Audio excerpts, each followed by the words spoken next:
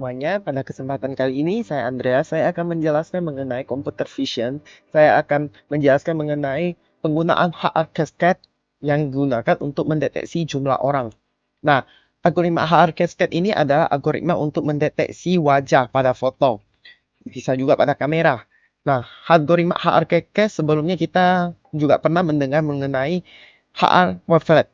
Nah, HR Cascade sama HR Wavelet ini memiliki kesamaan. Kita baca di sini, HR Wavelet adalah teknik dekomposisi sinyal yang digunakan untuk menganalisis dan memproses sinyal. HR Cascade adalah algoritma klasifikasi yang digunakan untuk mendeteksi objek dalam gambar. Nah, pada dasarnya algoritma HR Cascade ini menggunakan fungsi, menggunakan ide yang hampir sama dengan HR Wavelet. Nah, jadi HR Cascade ini tidak dapat dikatakan sebagai pengembangan HR Wavelet, tetapi dapat dikatakan sebagai HR Cascade menggunakan ide dari HR Wavelet. Nah, HR Cascade ini dia mendeteksi seperti saya memberikan 10 gambar orang. Nah, 10 gambar orang ini dia mendeteksi, dia menghitung ada berapa orang yang ada di dalamnya dalam satu foto. Nah, permasalahan yang terjadi adalah adanya bentuk-bentuk seperti demikian. Nah, kalau di sini kita dapat lihat dia mendeteksi apakah ini adalah wajah orang ketika ditutup seperti ini, ditutup seperti ini. Dia mendeteksi apakah ini masih adalah wajah orang atau bukan. Kemudian dia hitung ada berapa banyak wajah orang yang mampu dia deteksi. Nah, hasil deteksinya akan seperti ini. Dia mendeteksi, oh, bahwa ini benar nih, ini adalah wajah manusia. Nah, jadi HR Cascade ini adalah difungsikan untuk mendeteksian wajah manusia. Pada awalnya kita akan menggunakan library yang telah disediakan oleh Python. Library ini berupa library CV2. Nah, library CV2 ini adalah perkembangan yang berdasarkan hasil searching. Library CV2 ini adalah perkembangan dari library CV. Nah, kita inisiali library CV2 sebagai CV. Selanjutnya kita menggunakan library Matplotlib.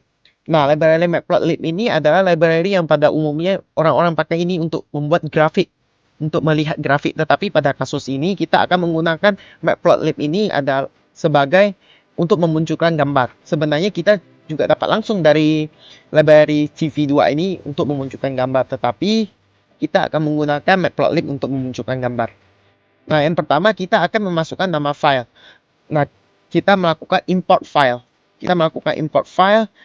Dan untuk membaca file ini, kita menggunakan library CV yang sudah kita import tadi sebelumnya. Nah, sebelumnya saya telah membuat satu folder.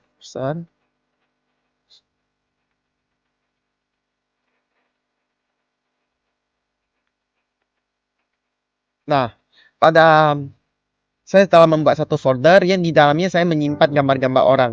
Nah, saya mengambil contoh, saya akan menggunakan foto ini untuk saya prediksi ada berapa jumlah nominalnya. Kalau di sini kan kita dapat lihat 1, 2, 3, 4, 5.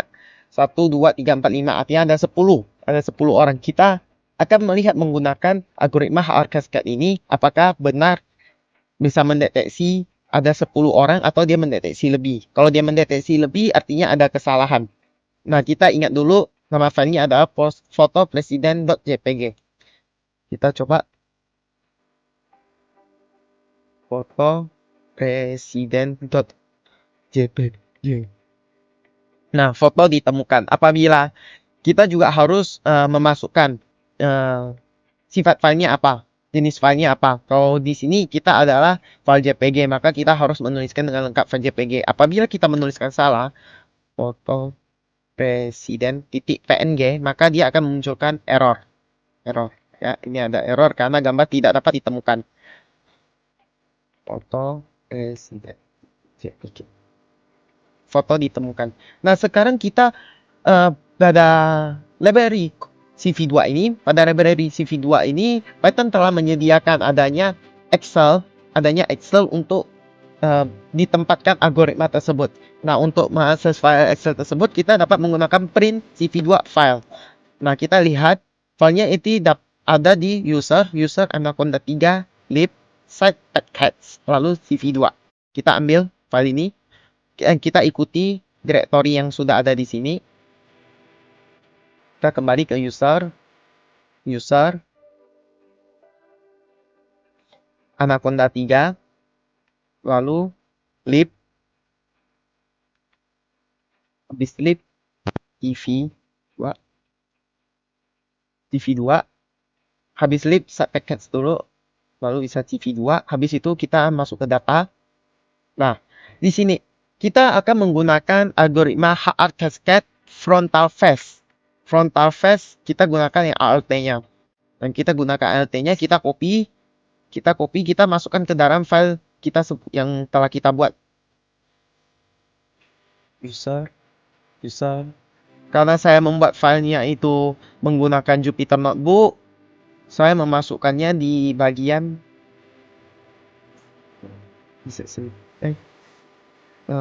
computer vision, Cascade. Nah, di sini saya setelah memasukkannya ke sini, saya pastenya ke sini.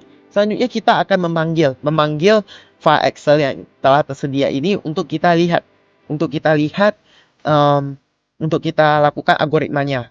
Nah, kita memanggilnya menggunakan library CV juga, CV Cascade Classifier. Nah, ini juga orang kita nanti. Ini ada file directory kita. Saya menyampaikannya dengan HR. Saya menulisnya dengan HR Cascade. Cascade Frontal Face alt.xml. Sama persis dengan nama file yang di sini. Kita ingin dia membaca file tersebut. File ditemukan. Oke, ketika filenya tersebut ditemukan, selanjutnya kita akan melakukan algoritma. Kita akan melihat, kita mengecek dulu. Pada bagian ini kita akan mengecek dulu gambarnya. Mengecek dulu, kita melihat apakah gambarnya adalah benar foto presiden ini atau gambar lain tiba-tiba bisa muncul di sini. Oke, di sini gambarnya telah muncul. Nah, di sini kita menggunakan library CV lagi untuk kita memunculkan gambarnya. Kalau BGR kita ingin memunculkan gambarnya dalam format RGB. Kenapa kita harus melakukan konverter ini? Kenapa kita tidak langsung memanggil? Apabila kita langsung memanggil, kita akan di sini kita definisikan sebagai foto. Kita akan menggunakan foto. Artinya kita langsung memanggil di sini foto.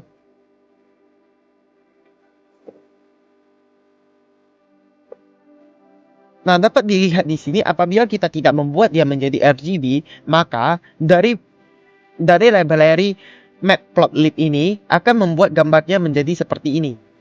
Ya, kontras birunya, blue-nya lebih ditinggikan ini.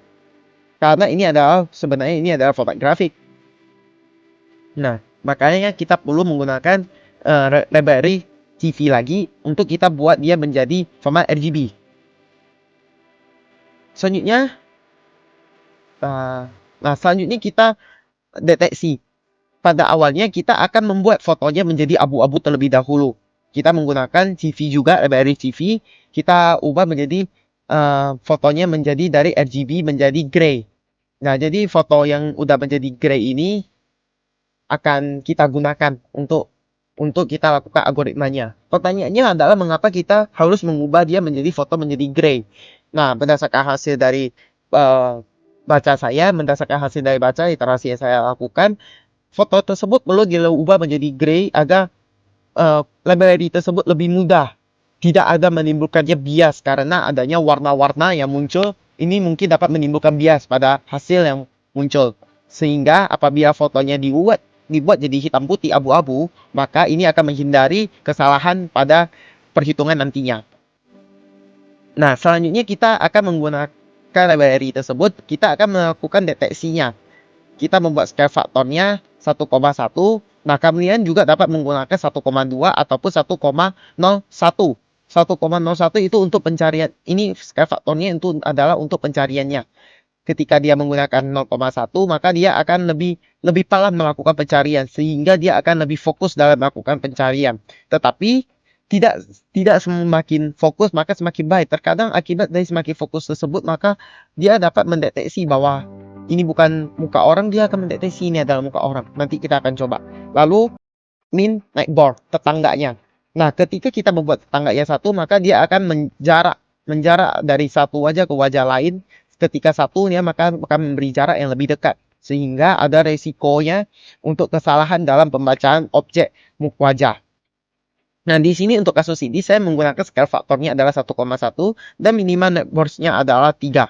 Nah, selanjutnya saya akan menggunakan saya ini di bagian ini for looping pada bagian ini adalah untuk kita memberikan garis kotak pada wajah yang dideteksi oleh library CV yang telah kita masukkan pada bagian ini. Nah, selanjutnya kita akan mencoba mencetaknya. Kita lihat.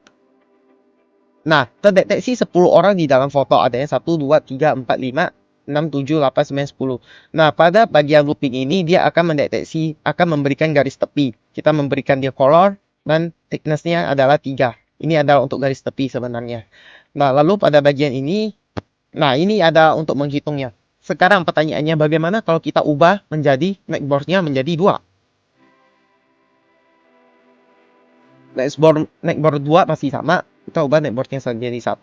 Dan oh iya, tingkat keakuratannya waktu sebelumnya saya ada menyampaikan kalau kita bisa menggunakan 0,1.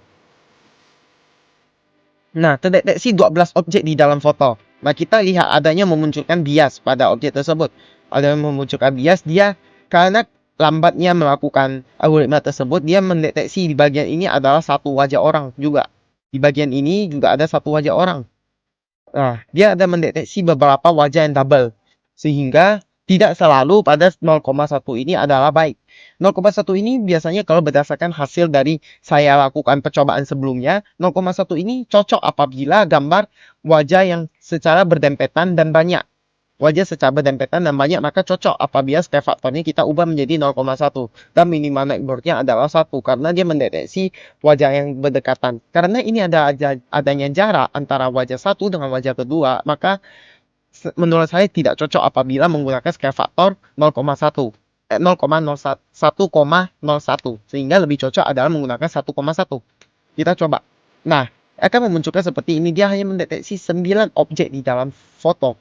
Karena minimal network-nya kita coba kembalikan ke 3-nya. Kita coba karena the start and run all.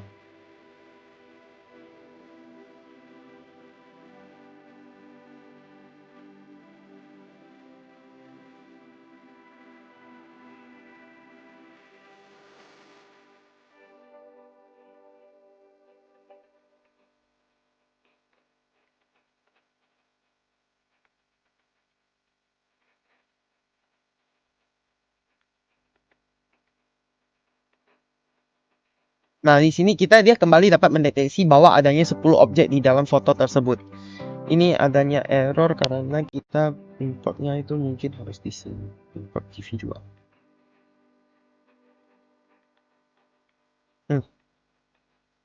Nah, di sini dia kembali dapat mendeteksi bahwa ini adalah 10 orang. Nah, mengapa tadi ketika saya ubah di sini dia tidak begitu mengubahnya? Karena ini harus kita restart lagi untuk kita lihat hasilnya lagi. Nah, sekian dari saya. Ini adalah kesimpulan dari ini adalah hasil akhir dari penggunaan HRCAD untuk mendeteksi wajah.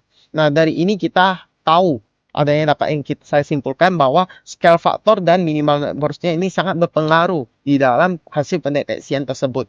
Sehingga kita harus pandai menggunakan scale faktor dan minimal worth-nya. Sekian dari saya, Andreas Kevin. Terima kasih.